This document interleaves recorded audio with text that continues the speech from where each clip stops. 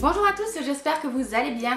On se retrouve dans un update lecture et j'ai 5 romans à vous présenter, donc c'est parti. Le premier, je ne l'ai pas avec moi parce que je l'ai prêté, mais je vous mets l'image ici. Il s'agit du Cirque des rêves d'Erin Morgenstern que j'ai juste adoré. Ça a été un méga coup de cœur. Très sincèrement, je ne pensais pas aimer autant. Je sentais que ce bouquin avait été fait pour moi, mais j'ai jamais trop osé franchir le pas. Il me faisait de l'œil depuis très longtemps. J'ai mis du temps à l'acheter en poche. J'ai mis du temps à le lire parce que ça faisait un petit moment qu'il était dans ma pile à lire. Et une fois franchi le cap, mais comment vous dire que de la première à la dernière page, j'ai été embarquée dans cette histoire complètement hallucinante. C'était un vrai régal.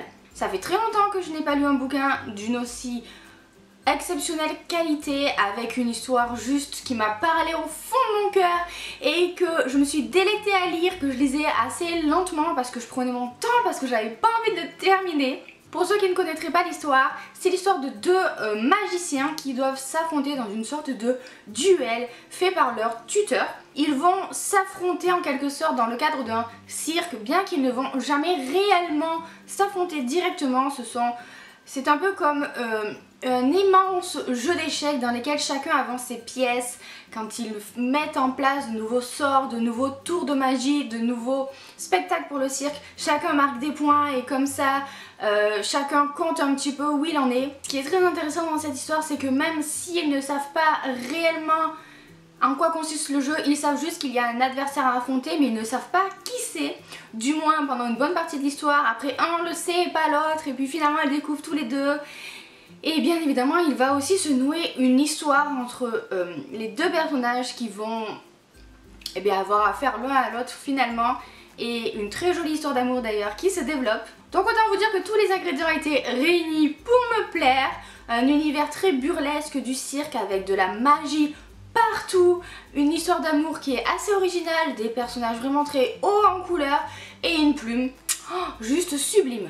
J'espère que Erin Morgenstern va sortir d'autres livres parce que vraiment j'ai juste adoré sa manière d'écrire. J'ai beaucoup aimé le fait qu'il y a aussi des chapitres qui sont du point de vue d'autres personnages et pas seulement des deux héros principaux. Ça nous permet comme ça d'avoir une vision un petit peu extérieure à tout ce qui se passe dans ce cirque ou dans ce duel assez spécial. Moi qui pensais justement m'ennuyer pendant ces chapitres là, puisque on n'est pas avec les personnages principaux, ça n'a pas du tout été le cas et au contraire ça étaye l'univers, ça lui donne vraiment de la consistance et de la profondeur. Et comme je vous le disais, j'ai vraiment adoré cet univers très mystérieux, très tout en nuances, beaucoup de noir et blanc puisque tout le cirque est en noir et blanc, mais on comprend très bien qu'il y a énormément aussi de couleurs.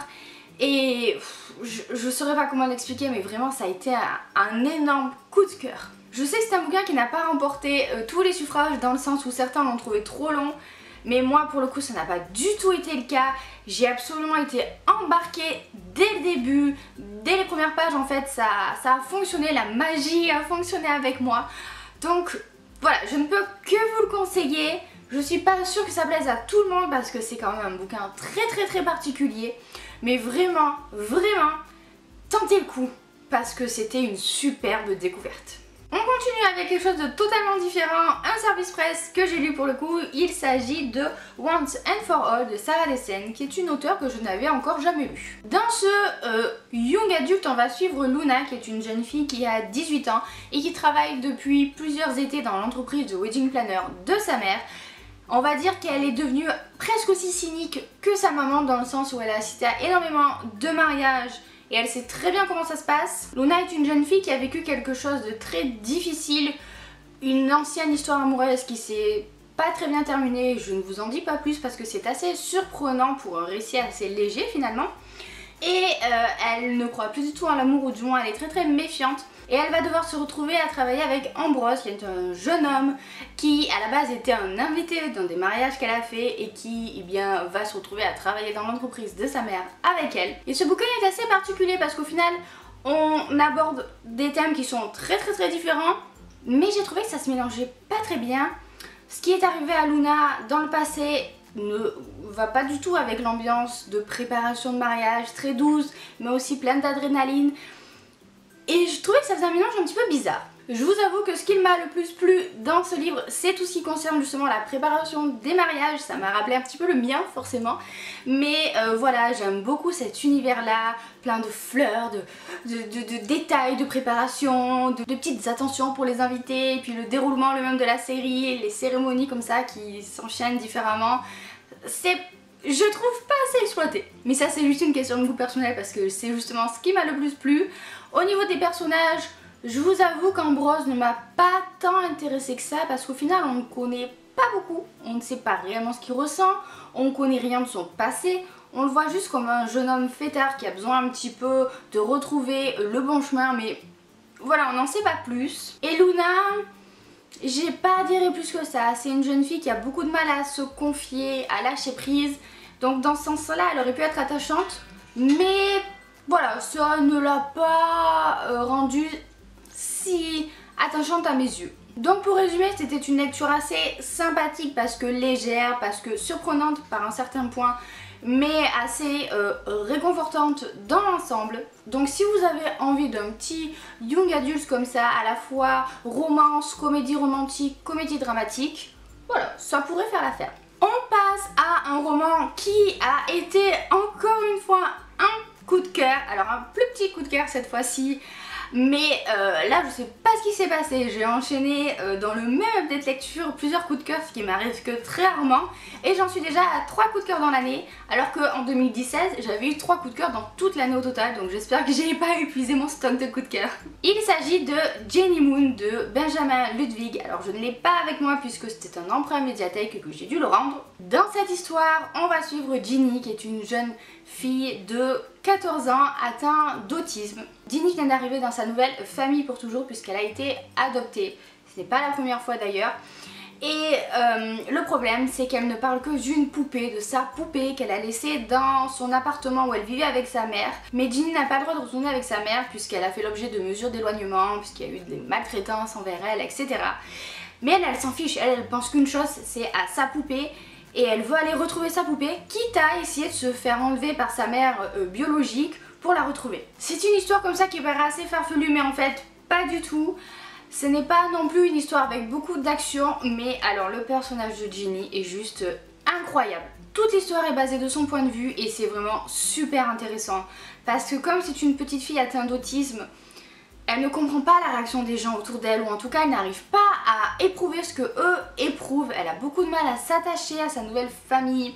Elle sait ce qu'on attend d'elle, elle sait ce qu'on lui demande, mais elle a beaucoup de mal à le réaliser.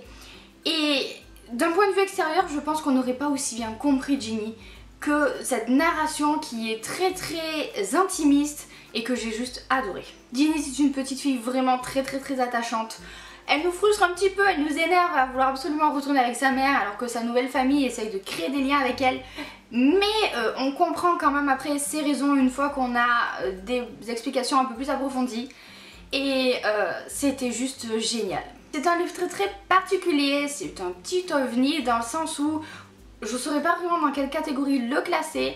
Il est sorti chez HarperCollins dans leur collection pour adultes classique, mais je pense qu'on pourrait le lire à partir de 12 ans ou pour tout âge, aussi bien pour les adultes, ça c'est sûr, que pour les adolescents, parce que à la fois Ginny elle a ce côté très naïf, très enfantin, mais aussi on comprend tout ce qui se passe derrière parce que même si elle ne comprend pas les réactions de son entourage, elle les voit, elle les note.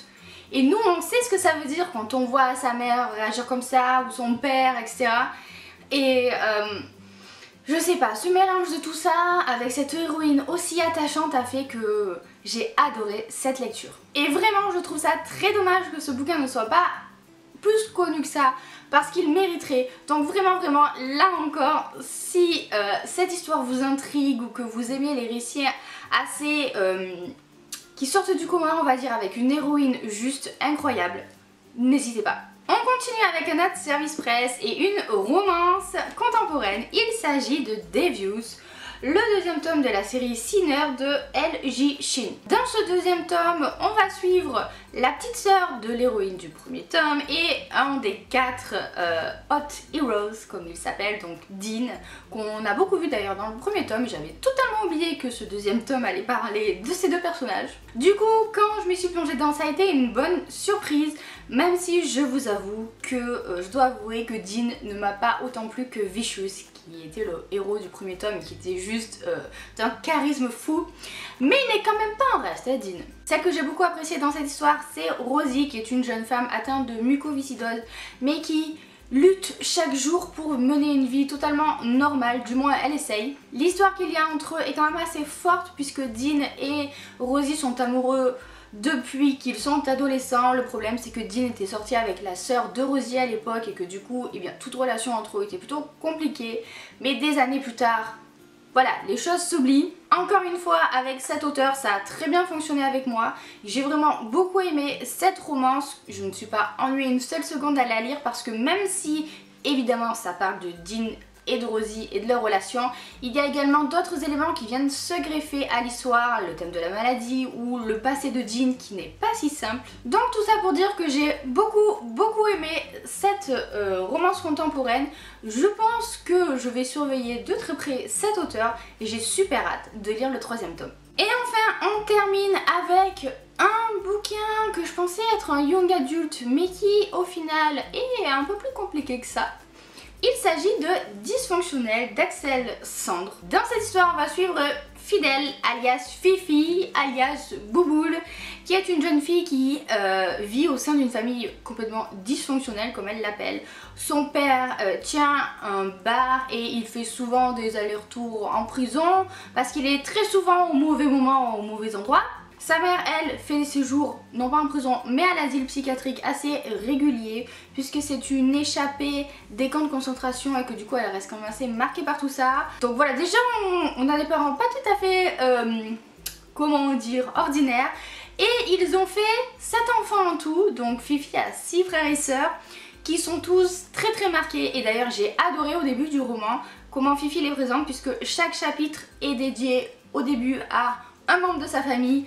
Et c'est très amusant comme ça de voir ce portrait éclair de chacun de ses frères et sœurs, de son père, de sa mère, au fur et à mesure des années. J'ai beaucoup aimé, c'est ce qui m'a permis aussi d'entrer tout de suite dans l'histoire. Ce qui m'a surprise par contre, c'est que je dirais que ce bouquin se détache vraiment en 2 parties.